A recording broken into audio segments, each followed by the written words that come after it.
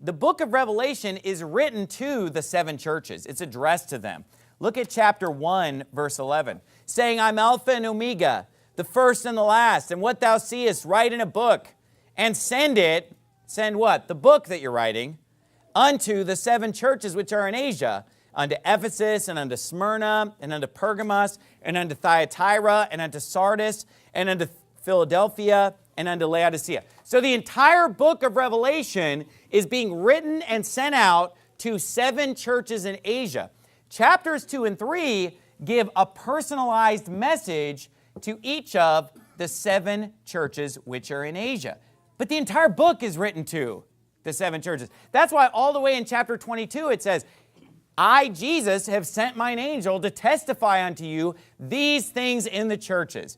Now, the reason I bring that up, and this isn't what the sermon's about, but one of the dumbest pre-tribulation rapture arguments that you hear is how, well, the church is never mentioned from Revelation chapter 4 to Revelation 19. You know, it's mentioned so many times in chapters 1, 2, and 3, and then it's just never mentioned. What they derive from that is that it's all for the Jews. You know, don't let it bother you that the word Jew is never found between Revelation 4 through 19 either.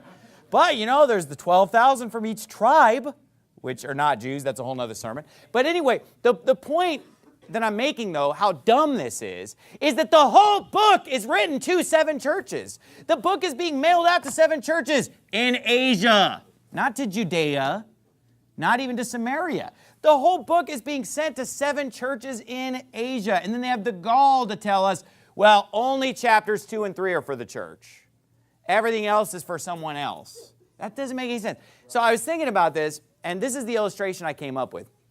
It would be like if I wrote a letter to my children, and I said, this letter is to the Anderson children, right? I want this letter to be delivered unto the Anderson children. And then at the beginning of the letter, I said, I have a special message for each one of you. Solomon, here's some things I want to say to you. Isaac, here's some things I want to say to you. John, and then I went through all the children, gave them their personal message, right?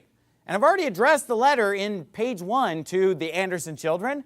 And then I start getting into the contents of what I want to say to them as a whole.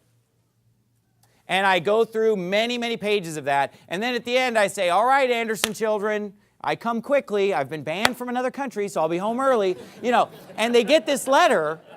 Imagine how foolish it would be to say, well, you know, there's no mention of the Anderson children after page 3.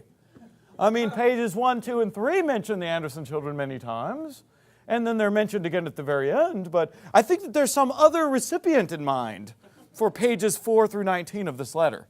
It would be ridiculous. It would be nonsense, because he said the whole book is for the seven churches. Right. So anyway, I just had to get that off my chest.